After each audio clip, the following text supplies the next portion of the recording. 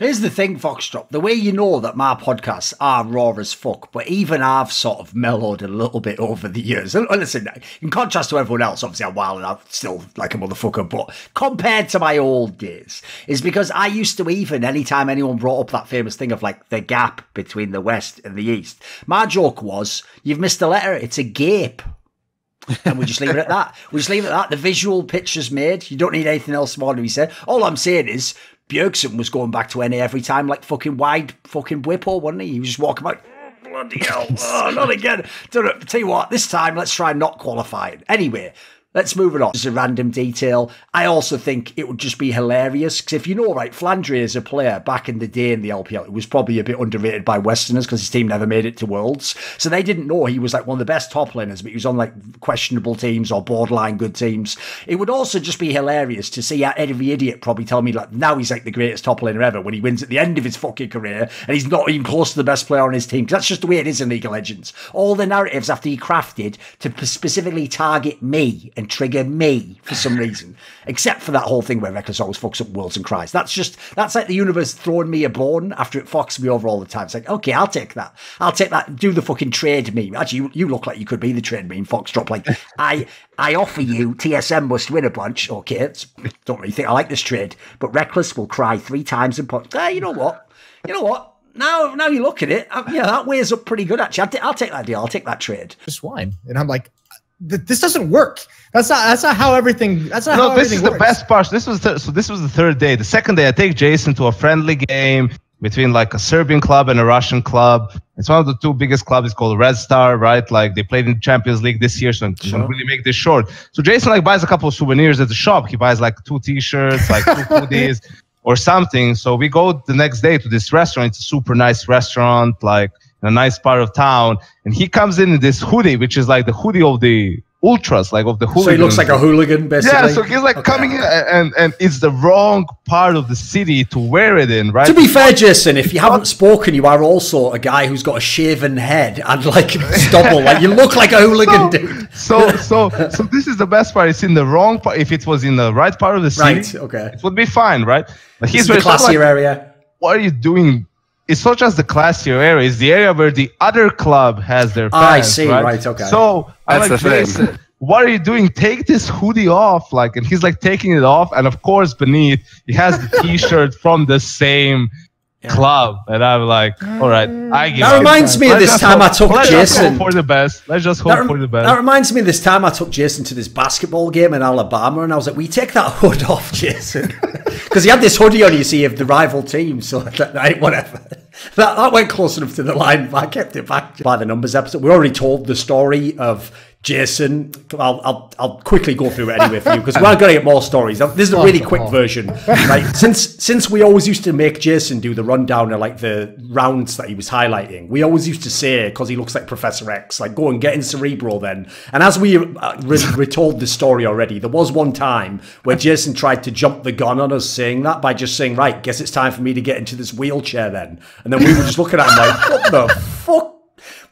And by the way, Jason, the one detail I didn't add to that story, I've realised now that completes the story, because this is the part I need to mention, is that whenever someone does something like that, obviously we do know what you actually mean, but we are all cunts and we'll definitely pretend like, what are you referring to, Jason? I don't even know what that means. What is that? What does that even mean? It's a bit like when Richard one time actually did, you know that thing that me and Henry were doing years ago where for some stupid reason we kept saying like, EZ, PZ, liquid squeeze ed, or some shit like that. Some stupid thing that we just kept saying, right? Well, one time Richard tried to work that into a desk. I think it was at MLG Columbus, and he goes, well, Thorin, I guess you could say it was EZ, PZ, liquid squeeze ed. And I said, why would you say that, though? What does that even mean? And the look on his face of betrayal of like, you're the one who even made that up. You're the one who says that. I'm trying to work your material in now. And I was just going, doesn't even mean anything, Richard. It's just completely meaningless. You know, anyway, moving on. Yeah. That's brutal. Admitting to this. Here's the thing, veteran. I can't lie. On the one hand, I want to see the old G2 and see what they'd be like in this game versus these opponents. But there's also a part of me thinks that the ultimate gangster end to this whole... Because, you know, I've been building this whole, like, movie narrative of that Perkz is like the godfather of EU. The ultimate gangster move is that, you know, it's like a team meeting. And Caps is like, I think we should just swap back. And like last year, then Perkz goes, you want to play mid? Get your own team. That would be the ultimate gangster move. Because at that point, you shout a lot. You can't even do anything. Exactly. You're like, listen, mate. And there's the other. Yeah, there's the follow up. And by the way, I'd get your shit together, Caps, because we've got options. You know, we can bring someone in if we need to. And then that's the ultimate revenge. And then he's just like, in PS, by the way, never liked you. I actually always held something against you. That's like the revenge move, isn't it? Because remember, you're supposed to store your revenge till the perfect moment, aren't you? This is the question, veteran. Because here's my problem. I've got to ask you this. Right? People don't get it. I am not a Nuke Duck hater. In fact, this is what people should go and do. Go look up your history. I was one of the idiots in 2014 who thought he was like low key, like actually like as good as Bjergsen, etc. When he was in NIP, I thought he actually was that good, mate, because he would have games that he looked amazing. So this is my problem. My problem is, you know that famous. Yeah, go on. Yeah, I just want to say a good comparison is Nuke Duck is your Bwippo. You just want him assessed properly, right? Yeah, basically. Here's the thing. You know that famous image where it's like a really obvious fake UFO? It's like literally just like a saucer and it says, I want to believe. That's like me, but with Nuke Duck instead of the saucer. It's not that I'm a hater. I want him to be everything you're telling me he is, veteran. But every time I see this motherfucker in a playoff series where he's going against the other best players and all he has to do is be the player everyone's telling me he is, he never does it. He always lets me down. Yeah, I know. See, what people don't know, Maui, is even though Anders gives off this, like, I won't say clean-cut appeal, etc., because his Twitter's totally revealed that's not the case, he's a total degenerate, but he was always such a lovable figure, never seemed to be saying anything mean about people, but people don't know, he's one of these fuckers who's like a little devil on my shoulder, always like provoking the worst parts of me. So I'm just thinking, is he really coming on my talk show, setting up fucking mad, like, fucking alley-oops of, like, Germans, their plan is to build a load of camps, like, is it, I want to still have a career, Anders, why you even put that on the table in front of me going, now what do you think about this? Like, give me a break. Anyway, whatever. You just watch the games. Look, the problem with this is Nartasavix isn't a tier 1 player. He could be a tier 2 player in the right team. Yeah, of course. That's sort of how his career has gone. And I don't want to hear any bullshit angle like, no, he preferred to be a streamer, so that's why. No, he didn't have a choice, mate. There was no choice for this individual to be in a tier 1 team. And again, we're not talking about standing for Mouse Sports because a player skipped. We're talking about standing for FaZe Clan. By the way, the team that won the motherfucking tournament with the standing they did take. So, like, this whole convo has gotten so out of whack. Because as you say, they just keep shifting the goalposts from, like, why are you mentioning him and bullying him? Okay, maybe he isn't that good then. So, but he did try though. Oh, but you're just being mean now. Like, well, fucking far these goalposts come. Yeah, guess what? I'm mean in how I describe bad players being bad. Wow.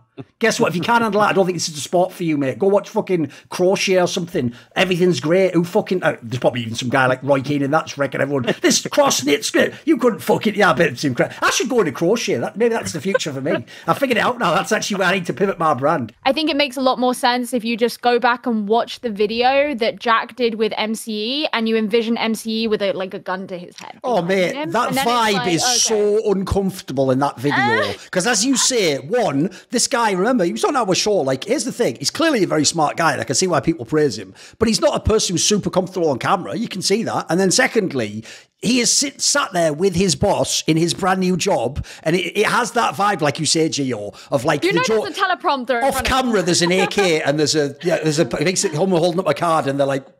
Yeah, and he's like, it does fit. It has that vibe. I agree. It's like the hostage video, exactly. It's like they have a chief whip of like Cloud9. If you're British, you know what I'm talking about. But, and he's like, yes, I agree with Cloud9's decision. Ye was not the right player for this team. Yes, Jack. And what do you have to say about it was a bit. The vibe was a bit off, especially bearing in mind they're trying to present it as there's not a drama. It just didn't work out, and we're just going to go our separate ways. Especially like the videos that Jack does for like Cloud9 news. Like I always just get like they always have like a kind of uncomfortable feeling.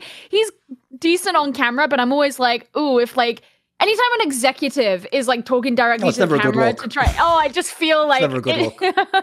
It's very like, what is going on here? And it just felt like it was just so clear it was stemming from like the leadership. And that's I don't see them doing any better if they don't do anything about that. I've got a few angles on this. So one, this is another one where when people tell me like scream sides yelling, listen, I'll say no offense, but I don't know why I bother. I'm foreign. I'll just do it my foreign way.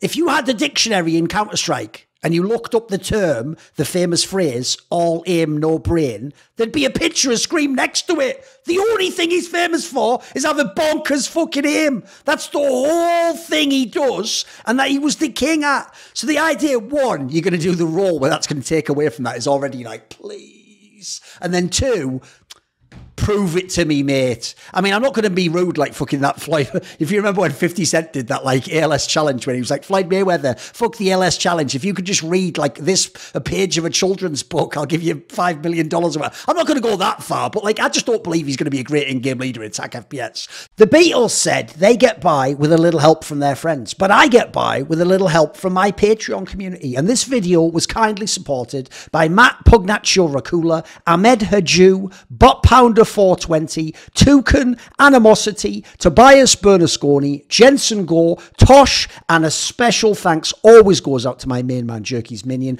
Would you like to ask me a question in my monthly video AMA? Do you want teasers to find out who are the upcoming guests? Maybe you want to take part in one of those lengthy but intense esports discussions I have with my donators, or maybe you want to suggest a guest or a topic that I could cover. Well, if any of those tickle your fancy, put your money where your mouth is and join the Skrilluminati today, where in the description box below there is a Patreon link.